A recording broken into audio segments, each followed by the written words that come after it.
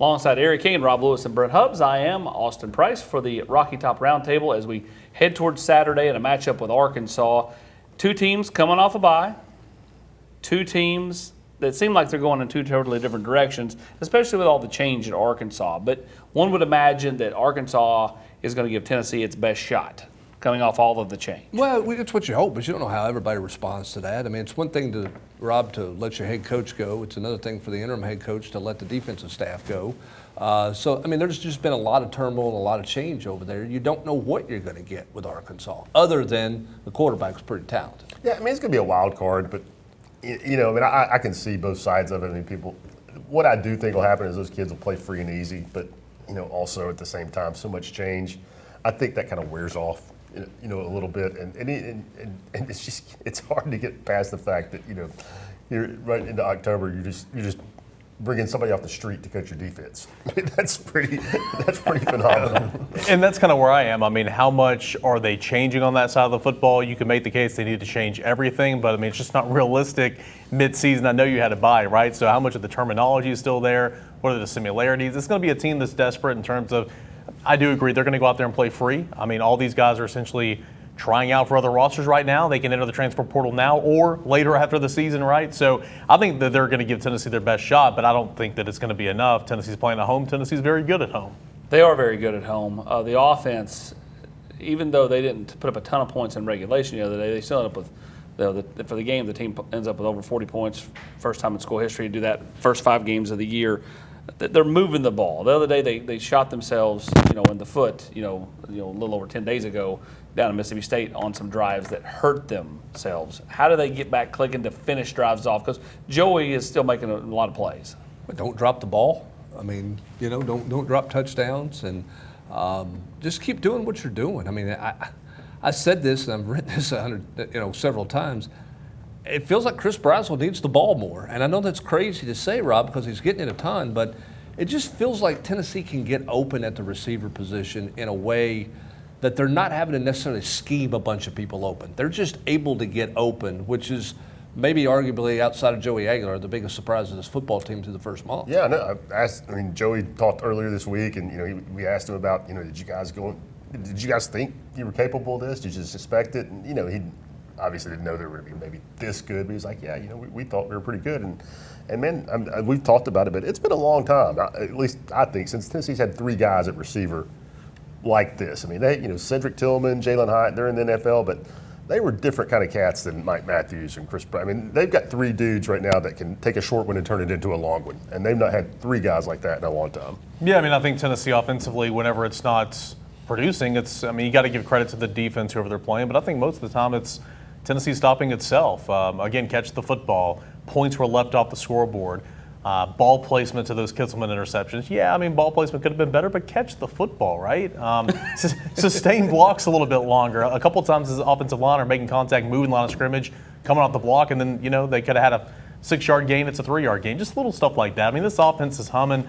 I like what I've seen. I think it'll get a boost being back in front of the home crowd for sure against let's be real, a defense that's not been great to date. Now, don't you think Tennessee should go warp speed fast in this game? To see how they communicate? Yeah, because, who knows what the defense is? I mean, don't you put them on your heels and go warp speed as fast as you can, Austin? I do. I also want to try to get my run game going, though. Like, Tennessee's not ran it super effectively outside of this run right here and in overtime. Dating back the last 2 games, they've not ran it terrible, but I mean, like, not what you normally see. And so, like, I think you want to try to balance that. So if you can go warp speed and still be able to establish the run and be able to hit them with some big plays in the running game, I think that would be big. But either way, I think you want to lean on what you do well. Offensive lines performing at a high level. Just got to stay healthy there and, see if they can get the running game going a little bit more and keep the passing game humming. Yeah, I think the run game's an interesting debate.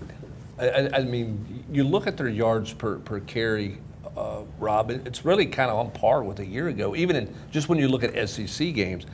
Is this run game not just as dynamic? Is it not as explosive?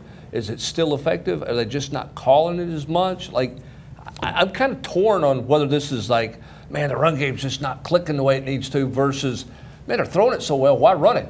I kind of think it was AP that said it earlier on a podcast. It's kind of like maybe Josh just had the chance to throw it around like this for 2 years, and he's just like, this is fun. We're going to do it. But you're right, it is weird, but it doesn't feel as good. The run game. I agree. I mean, like you say, I checked it this week too, and the numbers are pretty similar. And it's not like Georgia or Mississippi's like shut them down, but I mean Tennessee was the best rushing team in the SEC last year, and it doesn't feel like that. But you're right, they had to be.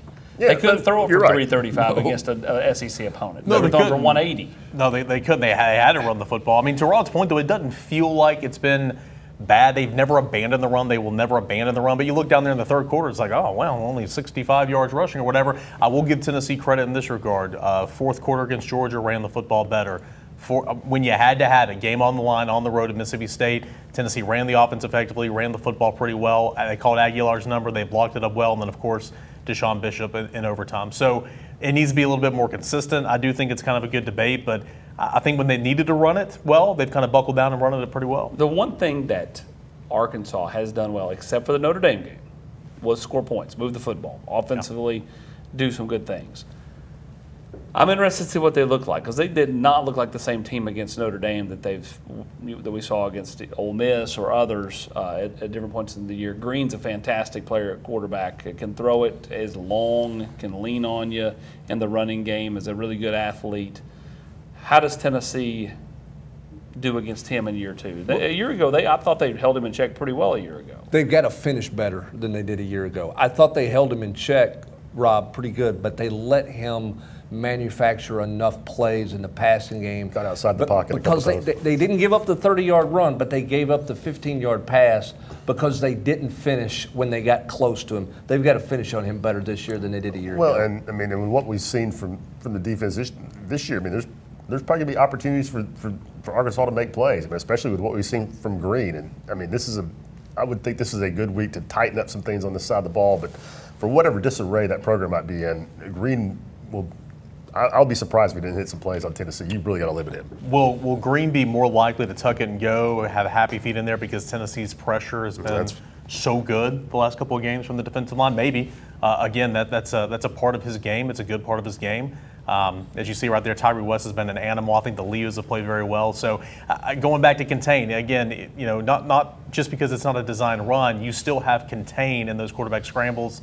Got to keep them as inside as you possibly can and force them back inside to get some help. Well, and how much do they design just regular bootlegs to help him out?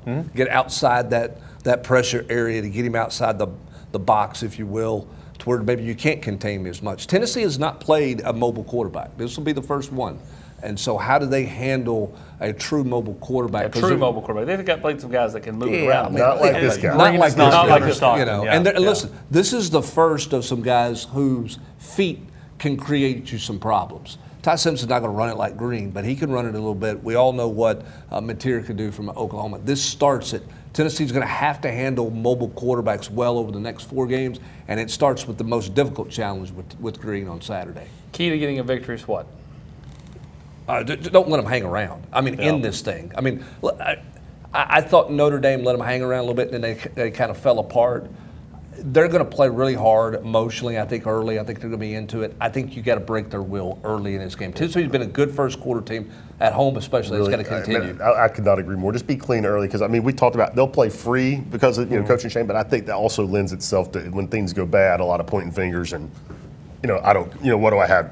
Why am I invested in this? So I think just start clean and don't give them a chance to get excited. Yeah, stay aggressive defensively. I know Tennessee's given up some yards. I know the scoring defense number that's a little skewed a little bit, but Tennessee has created turnovers. I'm not saying you have to score off those turnovers defensively like Tennessee has been, but create some takeaways, get the football, because I think offensively they've been pretty solid this year, right? But in a game where you get a couple of possessions taken away from you, you don't score, I mean, that's enough to get a loss, because I think Tennessee's offense is going to score a plenty against that defense. Yeah, for me, it's just win the line of scrimmage. I think to do the things you're talking about, if you win at the line of the scrimmage, you're going to get off to a quick start. You're going to make plays. You're going to impose your will in the running game. You're going to get to Green and slow down an Arkansas running game that can be hard to handle with bigger backs. Yeah, I mean, again, I think it's just have an edge about you. And Josh Heupel talked about they didn't really have that edge a year ago when they played in this game coming off an open day. Going off a bye. Where's the maturity of this team? Get out of the gates and get going. Don't be sloppy early. Rob said it best. You think back to last year, Tennessee gets a little rollout pass on first or second down on the opening drive, drop, all of a sudden you're punting, and oh, here we go again type deal where Tennessee was. This team has not shown that style where they just kind of don't play the next play, but get out of the gates. Start fast. I think that's the key. All right, it's Tennessee. It's Arkansas coming up 4:15 on Saturday.